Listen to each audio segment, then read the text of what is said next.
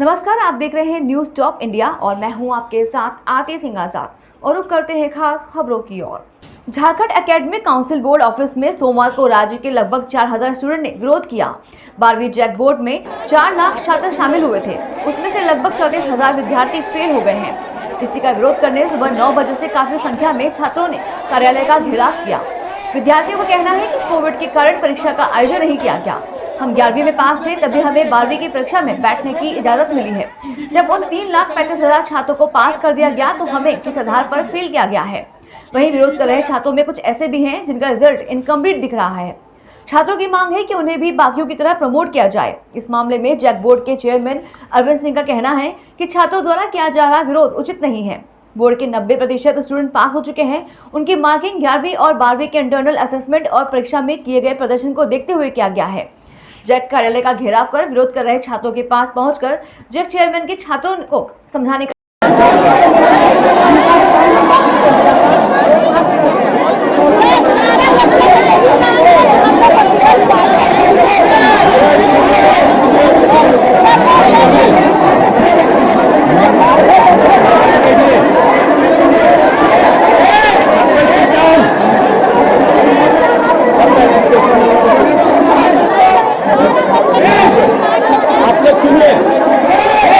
एक बार सुनिए, आप लोग पहले बात सुनना है। टोटल जितने भी कैंडिडेट हैं जिनका जो निर्वांश है इंडिविजुअल एप्लीकेशन लिखिए और इमीडिएटली डायरी सेक्शन में जमा कीजिए। सारी तैयारी की थी कि मैट्रिक और इंटर का परीक्षा हम लें, लेकिन चूंकि वैश्विक महामारी कोरोना था जिसके कारण हम परीक्षा नहीं ले सके। क्योंकि आपका स्वास्थ्य हमारे लिए सबसे अधिक महत्वपूर्ण था, इसलिए राज्य सरकार के निर्देश पर हम लोगों ने परीक्षा नहीं लेकर क्लास 11 में जो आपको मार्क्स आया था उसके आधार पर हमने रिजल्ट तैयार किया है। अब आप लोगों में से अधिकांश लोगों की ये मन में शंका है कि 11 में तो हम पास थे, 12 में फेल कैसे हो। ठीक है,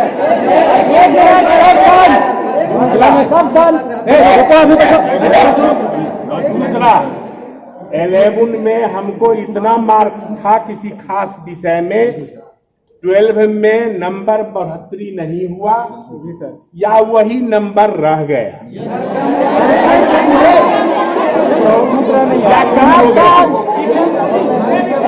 तो हम समझा देते हैं सर को बोलने दो कि किस आधार पर मार्क दिया गया है। ठीक है, और जो पैटर्न हम लोगों ने मार्किंग का रखा है वो पैटर्न राज्य सरकार से अप्रूव करा करके सुप्रीम कोर्ट में भी हम एफिडेविट दिए हैं। सुप्रीम कोर्ट ने ये पूछा था कि किस आधार पर आप रिजल्ट तैयार करेंगे, तो हमने ये बताया था। अब आधार क्या था आप समझिए। कोई विद्यार्थी है जिसको मान लीजिए 11 में किसी विषय में 18 अंक आया, समझ लीजिए सब आदमी बढ़िया से 50 में 18 अंक आया। आपको याद है उस समय इंटरनल असेसमेंट 10 नंबर का था।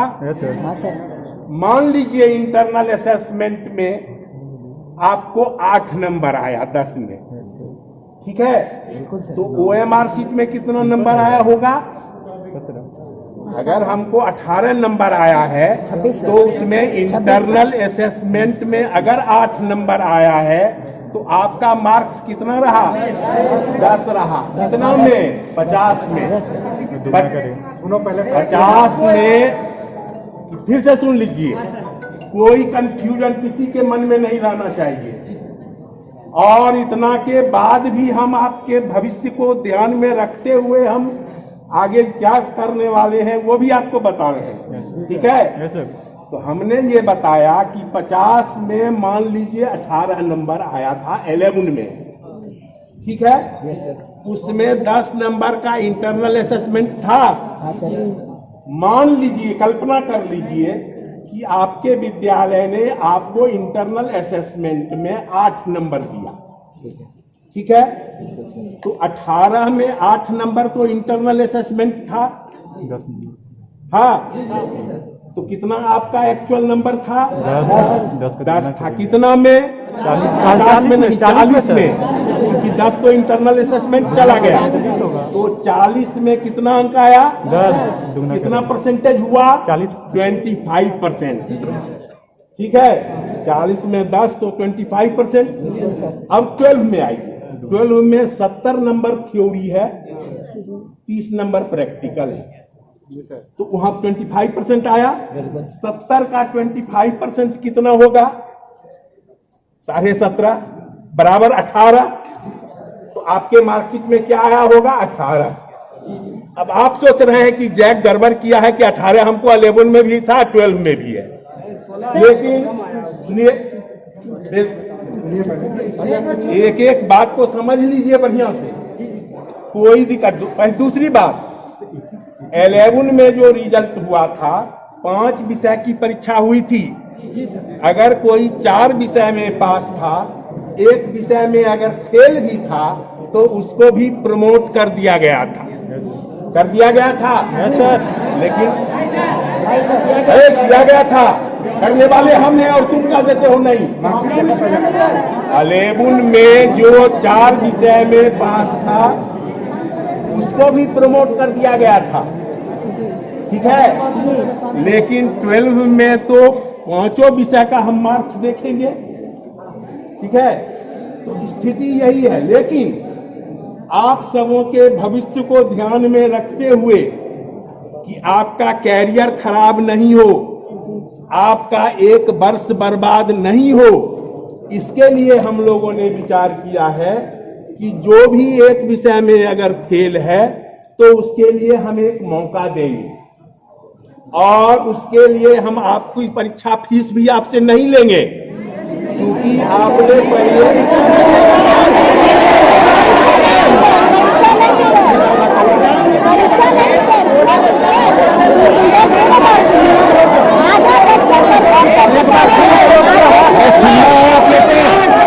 आपने तो पूरा बात कंप्लीट होने देना है, वापस ले जाए। एक बार पूरा बात सुन लो, उसके बाद अपना बात रखना। पूरा बात सुनो एक बार, तो अगर किसी को कोई विषय में अगर गड़बड़ी है, तो वह लड़का को हम एक मौका दे रहे हैं फिर से देने के लिए। एक बच्ची बोल रही थी अभी प्रैक्टिकल हमारा नहीं हुआ, हम तुमको भी एक मौका देंगे, सबको हम एक मौका देंगे, ताकि किसी का भी वर्ष बर्बाद नहीं हो। अब नियम से पूरा सुन लो ना, और पहले कंप्लीट होने दो, उसके बाद पहले कंप्लीट होने दो, फिर नया सवाल बात करेंगे। अच्छा, सब जान रहे होंगे इंटर का रिजल्ट कितना हुआ है? 90% हुआ है। 90% हुआ है रिजल्ट। आर्ट्स में भी क्या हुआ? मैट्रिक में 96% हुआ है रिजल्ट, हुआ है। नियम के तहत ही भी कुछ हो सकता है, उसका भी हम मौका दे रहे हैं, इसका भी मौका देंगे सबको।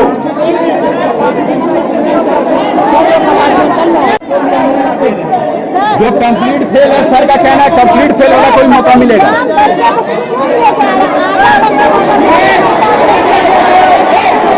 कोई हल्ला नहीं करेगा। अगर आप लोग को नहीं सुनना है तो फिर छोड़ देते हैं, सुना रहे तो सारी से सुनिए, अगर वो छोड़ देते हैं।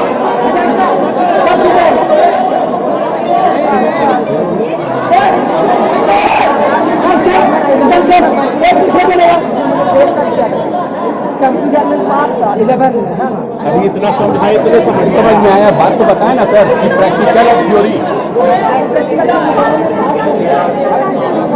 इंटरनल असेसमेंट को हटाओ और उसके बाद नंबर को कैलकुलेट करो, तब कैसे होगा?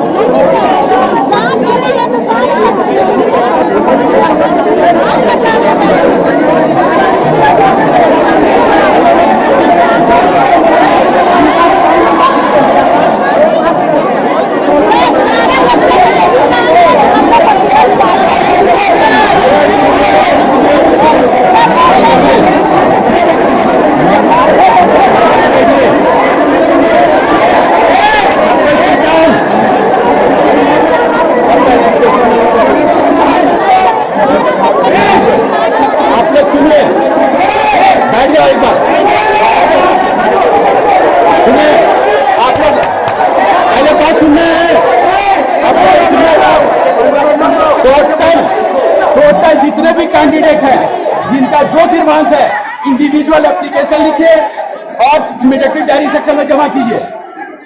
इंडिविजुअल एप्लीकेशन लिखिए in the name of chairman और सेक्रेटरी के नाम से और डायरी सेक्शन में जमा कीजिए। उसकी रिसीविंग ले लीजिए आपको और कॉन्टैक्ट नंबर होना चाहिए, हर एप्लीकेशन में कॉन्टैक्ट नंबर होना चाहिए। सर नहीं मैडम, डिमांड इज नथिंग है। सुनिए मेरी बात को, जो भी डिमांड का डिसीजन है वो माननीय अध्यक्ष महोदय लेंगे। आपका जो भी डिमांड है एप्लीकेशन लिखिए, डायरी सेक्शन में दीजिए।